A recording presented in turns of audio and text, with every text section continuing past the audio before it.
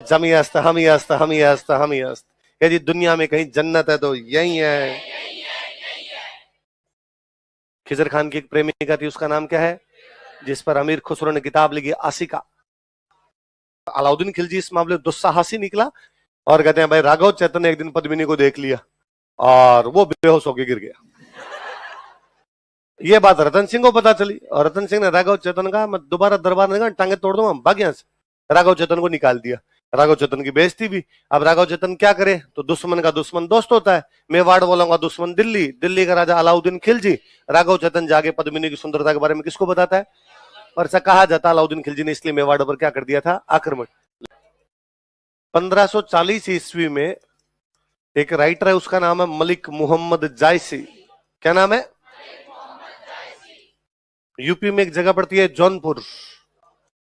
कौन सी जगह है, तो ये कहां का रहने वाला था, कौन, कहां का रहने वाला है, जौनपुर कहां पड़ता है, अयोध्या के पास में। किसके पास पड़ता है, तो अयोध्या के आसपास का जो इलाका है उसको बोलते हैं अवध। क्या बोलते हैं, इसलिए अवध की भाषा हो गई अवधी। कौन सी भाषा हो गई, और इसने अवधी भाषा में बुक लिखी, बुक का नाम पद्मावत। बुक का नाम क्या है, तो पद्मावत किसने लिखी, कहां का था वो, कब लिखी, कौन सी भाषा में लिखी, अवधी भाषा जानते हो आप, पढ़ी आपने अवधी भाषा। हनुमान चालीसा कितने लोगों को याद है, आप सब अवधी जानते हैं, हनुमान चालीसा अवधी में है। आई बात समझ में, तो लिखो 1303 ईस्वी में इन 1303 एडी, 1303 ईस्वी में इन 1303 एडी अलाउद्दीन खिलजी ने मेवाड़ पर आक्रमण किया। आक्रमण के कारण कॉजेज ऑफ अटैक, मिडिवल हो रखी ना आप, मिडिवल इंडियन हिस्ट्री है ना, तो आपने पढ़ा होगा कि अलाउद्दीन दिल्ली का पहला राजा है जो साउथ इंडिया पर अटैक कर गया। अलाउद्दीन से पहले वालों ने साउथ पर कभी अटैक, कारण है आप कभी ज्योग्राफी में नोटिस करेंगे तो नॉर्थ और साउथ के बीच में एक पर्वतमाला विंध्याचल, इसलिए विंध्याचल से नॉर्थ अलग हो जाता है साउथ। और जब ट्रांसपोर्टेशन कम्युनिकेशन नहीं था तो नॉर्थ में बैठ के साउथ कंट्रोल नहीं होगा, साउथ में बैठ के नॉर्थ कंट्रोल पर। अलाउद्दीन खिलजी इस मामले में दुस्साहसी निकला और उसने कहां पर अटैक कर दिए थे, साउथ। अब जो दिल्ली वाला साउथ पर अटैक कर गया तो दिल्ली के नजदीक राजस्थान है, राजस्थान पे तो पक्का करेगा। तो अलाउद्दीन खिलजी ने राजस्थान पे अटैक किया या मेवाड़ पर अटैक किया, तो उसका एक कारण था कि वो अपने साम्राज्य को बढ़ाना चाहता है। देखो ये वो समय था, यदि आपने मिडिवल पढ़ी है तो इस समय भारत पर मंगोलों के आक्रमण हो रहे थे, है ना, मंगोल अटैक कर रहे थे। अलाउद्दीन खिलजी जैसे तैसे करके मंगोलों को रोक रहा था। अलाउद्दीन के दिमाग में था खुदा ना खास्ता कल को मंगोल दिल्ली पर कब्जा कर जाए तो अपने जाएंगे कहां, तो उसे आसपास में कोई सेफ हाउस चाहिए था, ऐसा कोई किला चाहिए था जहां पर बैठ के मंगोलों के खिलाफ लड़ सके। चित्तौड़ का किला इस मामले में बेहतरीन है, पहाड़ के ऊपर बना हुआ किला, दुश्मन कैसे भी किले के अंदर चढ़े। अलाउद्दीन को लगा मेरे पास ही किला हो, कल को मंगोल आ जाए, दिल्ली खाली करनी पड़े तो मैं कहां जा सकता हूं, और चित्तौड़ में बैठ के क्या कर सकता हूं, युद्ध कर सकता हूं। युद्ध को बोलते हैं समर, युद्ध को क्या बोलते हैं, क्या बोलते हैं, इसका मतलब चित्तौड़ के किले का सामरिक महत्व था।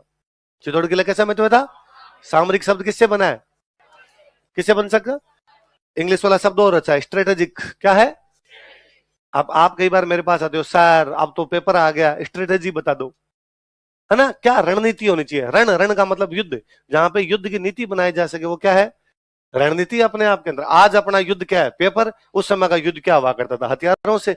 अलाउद्दीन जानता है कि इस किले में बैठ के युद्ध अच्छा किया जा सकता है, क्योंकि इस किले का कैसा महत्व है। देखो आप कभी मैप देखेंगे तो आप नोटिस करेंगे कि अपने राजस्थान के साउथ में पड़ता है मेवाड़, फिर मेवाड़ के इस साइड में पड़ता है गुजरात, मेवाड़ के इस साइड में पड़ता है मध्य प्रदेश, और मध्य प्रदेश का मालवा, और अपने से ठीक ऊपर इधर पड़ता है दिल्ली। जो भी दिल्ली में राजा बनता वो कोशिश करता गुजरात मालवा पे कब्जा कर ले। कहां कब्जा कर ले, गुजरात और मालवा। क्यों, गुजरात मालवा में पैसे हैं, कारण मैंने बताया था, गुजरात के साइड में अरब सागर है, अरब सागर है तो इसका मतलब उनका विदेशी व्यापार होगा, जो पानी के पास होंगे वो क्या करेंगे, विदेशी व्यापार।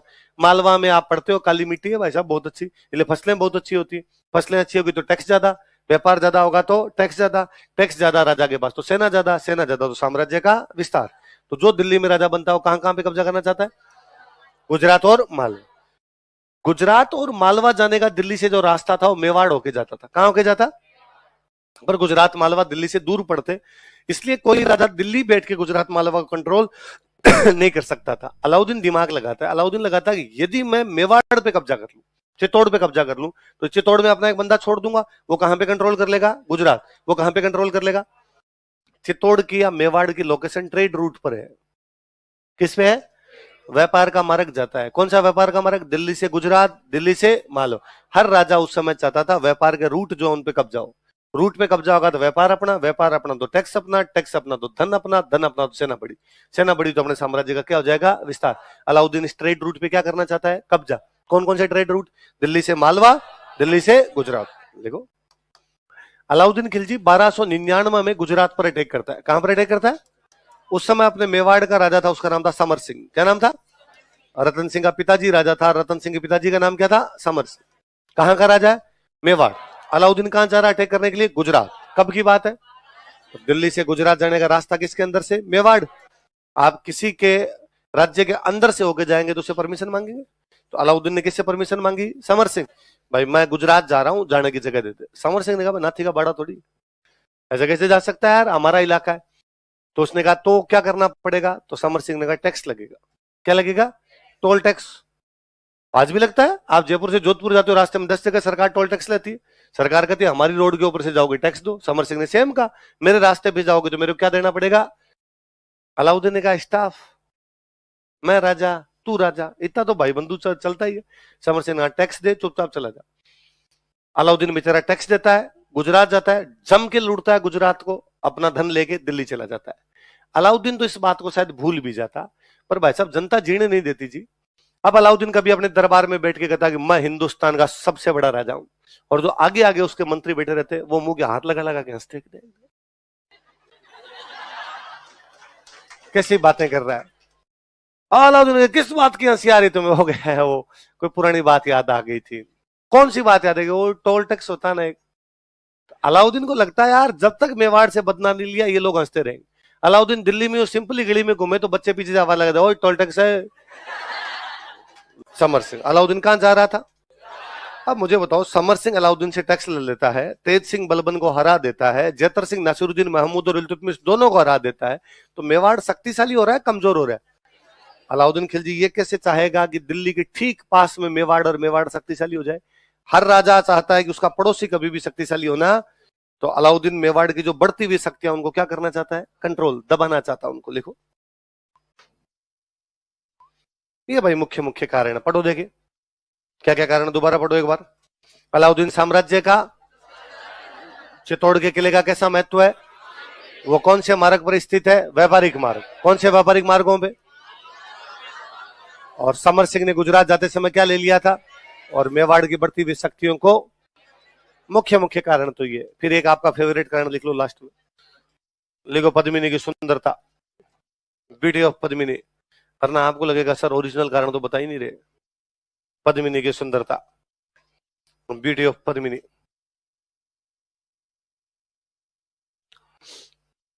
पर यदि कभी मेंस में क्वेश्चन आ जाए अलाउद्दीन ने आक्रमण क्यों किया था, पहले ऊपर वाले 5 लिखने हैं, लास्ट में जगह बचे तो पद्मिनी लिखनी है।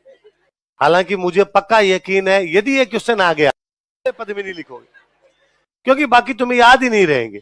तुम्हें सबसे पहले यही याद रहेगा और तुम यही लिखोगे अलाउद्दीन के आक्रमण का कारण पद्मिनी की सुंदरता थी। सुंदरता के चक्कर में कई बार अटैक हो जाते हैं।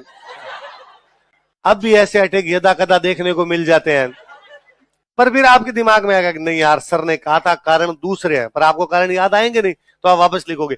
हालांकि कई अन्य कारण भी जिम्मेदार थे, लेकिन फिर भी सुंदरता तो सुंदरता ही होती है।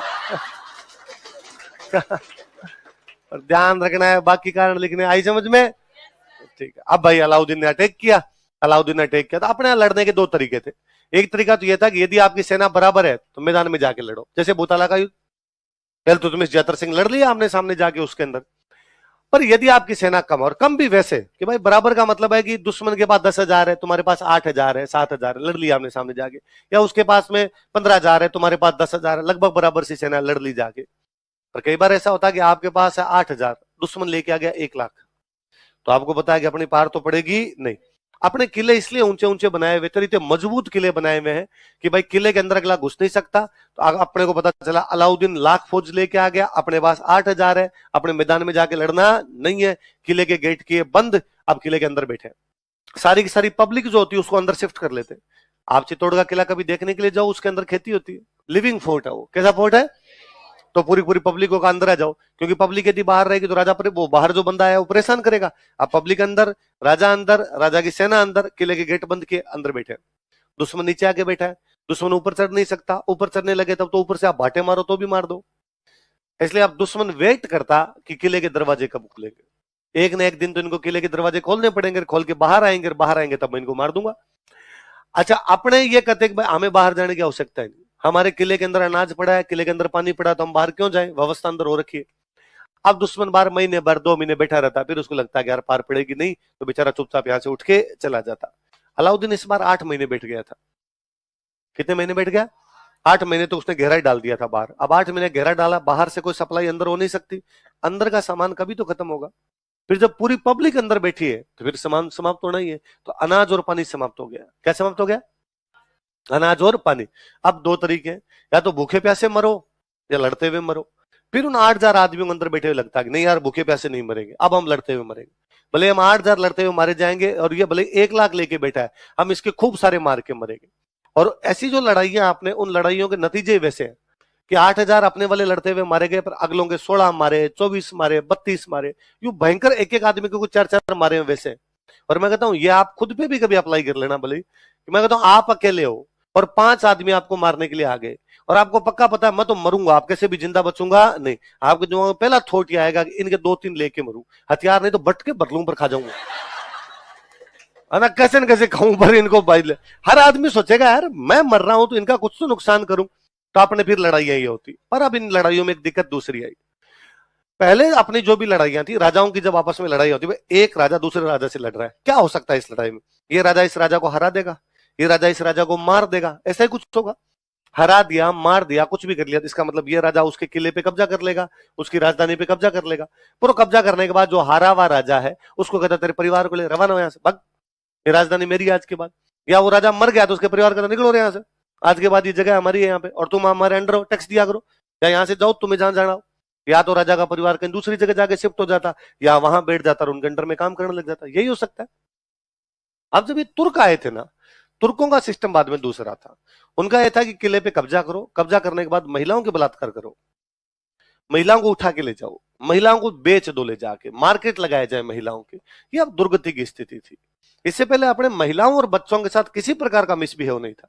महिलाओं के, बच्चों के और सामान्य जनता की लड़ाई सेना की और सेना की होती है आपस में, जनता की लड़ाई जनता अपना काम करती रहे, उससे किसी प्रकार की कोई छेड़छाड़ नहीं की जाएगी। राजा राजा आपस में लड़ेंगे, राजा हार गया तो जो नया राजा आएगा वो जनता से टैक्स ले लेगा, जनता कहती है भाई ठीक है। इसलिए अपने हिंदी में मुहावरा है, कोई नरप हो हमें क्या हानि, कोई राजा बन जाए हमें कोई हानि नहीं, क्योंकि हमें तो क्या देना है, टैक्स। पर जब ये तुर्क आए तो अपने मुहावरे बदल गए। अब ये था कि ये 8,000 आदमी जब बाहर लड़ते हुए मारे जाएंगे, अगलों के 22 मार दिए, 24 मार दिए, 30 मार दिए, पर अगला तो लाख लाया था, 70,000 तो फिर भी बच गए। अब वो 70,000 किले के अंदर घुसेंगे, अंदर घुसेंगे तो सबसे पहले राजा के परिवार की महिलाओं को उठा के लेके जाएंगे, महिलाओं के रेप किए जाएंगे, बच्चों को बंधुआ मजदूर बनाया जाएगा, दिल्ली ले जाके बेचा जाएगा उनको। अब ये स्थितियां बड़ी विकट थी। अब क्या किया जाए? तो फिर ये एक तरीका आया कि महिलाओं ने कहा भाई दूसरा आदमी हमारे आगे टच भी कैसे करे, और टच छोड़ो हमें देखे भी कैसे दूसरा आदमी, इससे अच्छा हम ही मर जाए। जब ये 8,000 आदमी मरेंगे बाहर जाते लड़ते हुए, तो उनका परिवार सोचता है कि दूसरा आदमी उठा के लेके जाएगा, उससे अच्छा तो हम खुद ही मर जाए। इसलिए महिलाएं आग लगा लिया करती, उसको बोलते जोहर। क्या बोलते? तो अपने यहाँ पे एक नई परंपरा आई, कैसी लड़ाइयों से पहले महिलाएं क्या कर लिया करती, सारी महिलाएं अग्नि में जल जाती। फिर जितने पुरुष होते वो केसरिया कपड़े पहनते, कैसे कपड़े पहनते, और वो बाहर लड़ने के लिए जाते। अब उसको पता है कि मैं मरूंगा पक्का, क्योंकि हम 8,000 इनके सामने वालों से कैसे भी जीत ही नहीं सकते। उसे ये भी पता है कि ये जो सामने खड़े, इनके चक्कर में मेरे परिवार की महिलाओं ने क्या कर लिया। तो मुझे लगता है यार इसके चक्कर में मेरा परिवार मरा है, इसके चक्कर में मैं मरूंगा, इनको तो मैं मार के मरूंगा। तो फिर अपने इन लड़ाइयों के रिजल्ट भयंकर वाले रिजल्ट है कि खूब ही लोगों को 8,000 मरते, पर वो कोई 25,000 को मार गए, 30,000 को मार गए। इन लड़ाइयों को संयुक्त रूप से बोलते थे साका। क्या बोलते थे? तो अपने मिडिवल में एक नई प्रकार की लड़ाइयां आई, उन लड़ाइयों को क्या बोलते?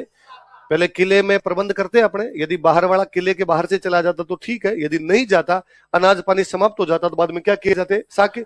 महिलाएं क्या करती उसमें, और पुरुष क्या करते? पुरुष क्या करते? केसरी।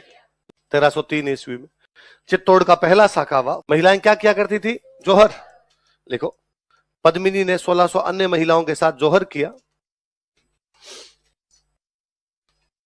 रतन सिंह के सेनापति, गोरा और बादल युद्ध में सब लड़ते हुए मारे जाते, तो गोरा बादल लड़ते हुए मारे गए, रतन सिंह लड़ता हुआ मारा गया, तो किले पे कब्जा कौन कर लेगा? अलाउद्दीन। देख लो, अलाउद्दीन गुस्से में था।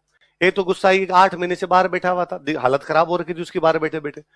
दूसरा ये कि उसके बहुत सारे फौजी मरे, सामने वालों ने भयंकर मार दिए, तो उसको लगा अरे किले के चक्कर में कितनी फौज सल्टवा दी पूरी। अब वो किले के अंदर आया तो उसने कहा कोई बात नहीं, फौजी मरे तो मरे, इस राजा के तो पूरे परिवार की महिलाओं को उठा के ले जाऊंगा।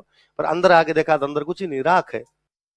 तो उसको और लगा कि यार अब इस आक्रमण में अपने को तो कुछ ही नहीं मिल रहा है, यहाँ पर अपना नुकसान ज्यादा हो रहा है उल्टा। तो अब गुस्सा किस पे निकाले? तो मैंने बताया जनता को किले के अंदर शिफ्ट कर दिया करते।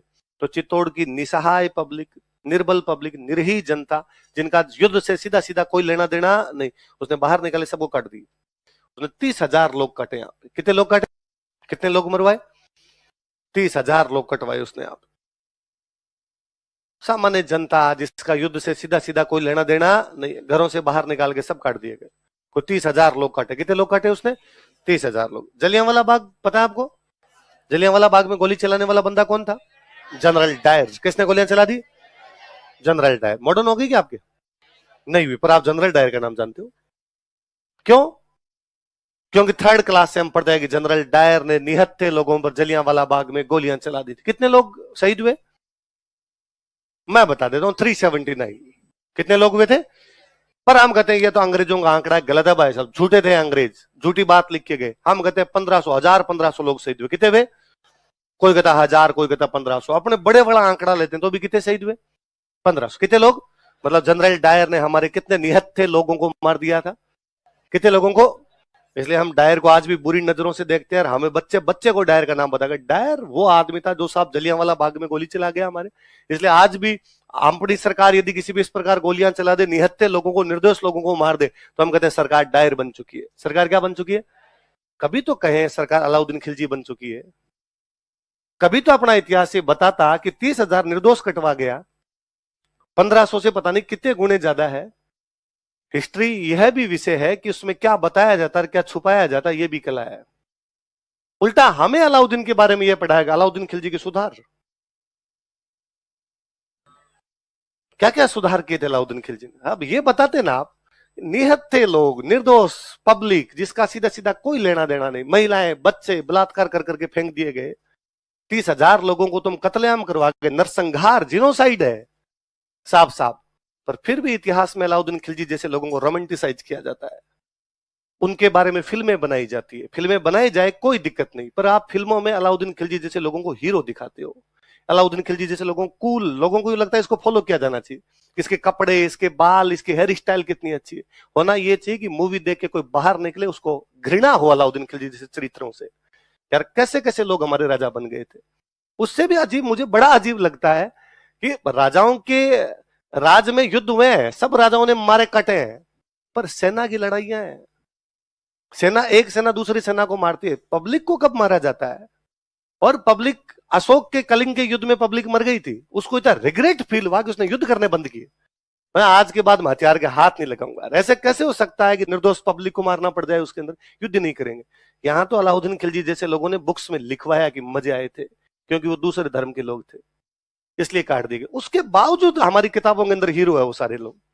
ये डिट्टो काम अकबर करेगा आगे, इतने कितने लोग चित्तौड़ में कटवाएगा, और बाकायदा कटवाने के बाद में लिखवाता ढंग से, लिखो इतने लोग कटवाए।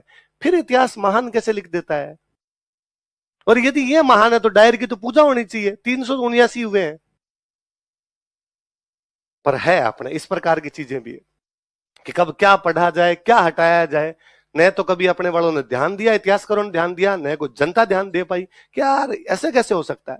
और मेरे को इससे बड़ा मजाक तो ये लगता है कि इंडियन हिस्ट्री पढ़ते अब हम पढ़ेंगे सल्तनत काल, और फिर हम पढ़ते हैं इल्तुतमिश भारत का राजा था। अरे चित्तौड़ में कूट दिया। नासिरुद्दीन महमूद भारत का राजा, भाई साहब यहां हार के गए। बलबन भारत का राजा, यहां हार के गए। राजस्थान के कौन से टुकड़े पर दिल्ली के अलाउद्दीन खिलजी के अलावा किसी भी राजा का कब्जा है? राजस्थान पे तो आपका कब्जा नहीं है। जो दिल्ली के पास पड़े, तुम भारत के राजा हो, तुम दिल्ली के राजा थे, दिल्ली के आसपास की बाउंड्री के राजा। जैसे मेवाड़ का राजा मेवाड़ के आसपास का है, मालवा का राजा मालवा के आसपास का है, गुजरात के राजा गुजरात के आसपास का है, दिल्ली का राजा दिल्ली के आसपास का है। किताब कहती है हम सल्तनत काल पढ़ेंगे। हम भारत के सुल्तान पढ़ेंगे, भारत के नहीं है, दिल्ली के, उसके आसपास ही था। हम आगे पढ़ेंगे, लोदियों की राजधानी थी आगरा। राजधानी कौन सी थी? सांगा ने आगरा से 50 किलोमीटर दूर जाके कूटा था। 50 किलोमीटर तक तुम्हारी चलती नहीं, राजा भारत के हो। और यदि फिर दिल्ली वाले भारत के राजा है, फिर तो मालवा वालों को भी भारत का राजा पढ़ाओ। पर तुमने पूरी मिडिवल पढ़ी, उसमें मालवा का कोई राजा नहीं पढ़ा तुमने।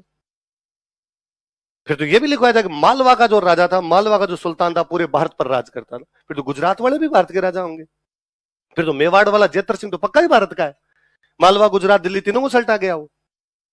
आगे हम कुंभा और सांगा पढ़ेंगे, उन्होंने तो कह के मारा था, लो आओ, एक आओ, दो आओ, साथ आओ, साथ में फिर लड़ते हैं अपने। पर है, हिस्ट्री को पढ़ने का तरीका यही है।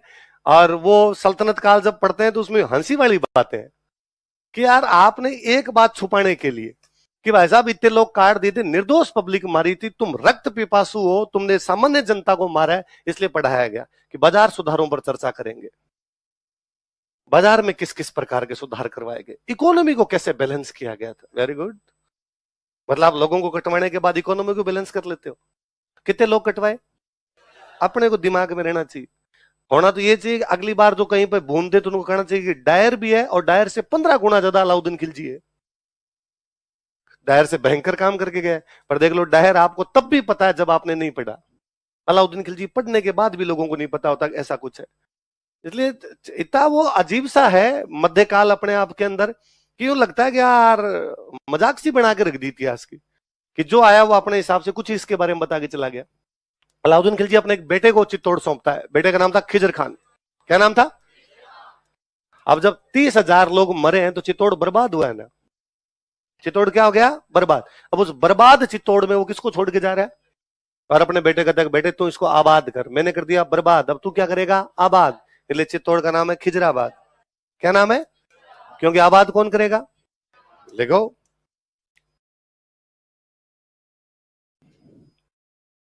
नाम बदल कर क्या कर दिया? खिजराबाद कर दिया। हमें क्या पता नाम खिजराबाद किया कि नहीं किया। चित्तौड़ में कोई पीर बाबा की दरगाह है, दाहिबी पीर की दरगाह। कौन सी दरगाह है? दरगाह समझ गया, पीर बाबाओं की दरगाह होती है, एक दाहिबी पीर की दरगाह। अच्छा, पहले कोई भी बिल्डिंग बनाते, मंदिर, मस्जिद, महल, माड़िया, दरगाह, कुछ भी बनवाते, उनके बाहर क्या लगवाएंगे? अभिलेख। तो हमें एक अभिलेख मिला है, कहां से मिला है? दाहिबी पीर की दरगाह से। कहां से मिला है? दाहिबी पीर की दरगाह का अभिलेख मिला 1325 ईस्वी का। कब का अभिलेख है? उसमें चित्तौड़ का नाम चित्तौड़ नहीं है, उसमें चित्तौड़ का नाम क्या है? क्या दिया हुआ है? खिजराबाद। तो चित्तौड़ का नाम खिजराबाद कौन सी दरगाह के अंदर है? दाहिबी पीर की दरगाह के अभिलेख लिखो। क्या कब का अभिलेख है? 1325 ईस्वी का। कौन राज कर रहा है यहाँ पे? खिजर खान। आपने राजस्थान की ज्योग्राफी पढ़ी होगी तो पढ़ी होगी, चित्तौड़ के किले के पास एक नदी है गंभीरी, पढ़ा आपने? खिजर खान गंभीरी नदी पर पुल बनवाता है।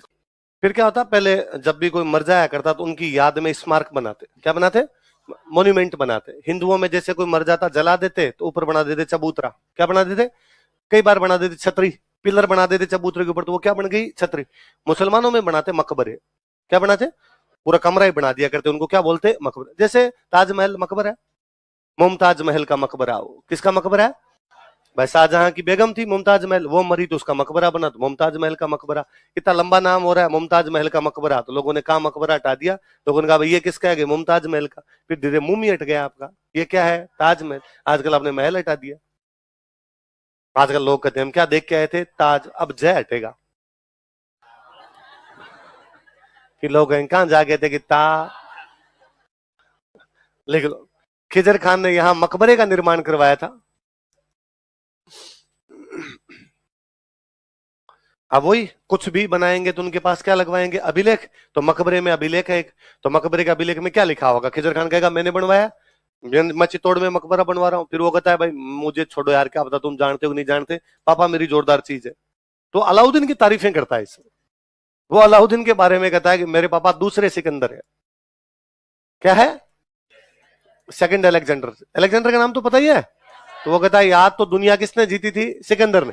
या मेरे पापा जीतेंगे। वो कहता है मेरे पापा ईश्वर की छाया है। किसकी छाया है? कि कई बार बैठे बैठे कहते रहते हैं कि अपुनिश भगवान है। अच्छा, भगवान का काम क्या है? दुनिया की रक्षा करना। वो कहता है आजकल पापा ही करते हैं, ठेका ले रखा उन्होंने। तो कहता मेरे पापा संसार के रक्षक है। क्या है संसार के? तो इस मकबरे के अभिलेख में अलाउद्दीन को क्या क्या बताया गया? दूसरा सिकंदर, ईश्वर की छाया, क्या क्या बताया गया बताओ देखिए। किसको? कहा? मकबरे के अभिलेख में। मकबरा कहां पर? चित्तौड़। कौन बनवा रहा है? खिजर खान।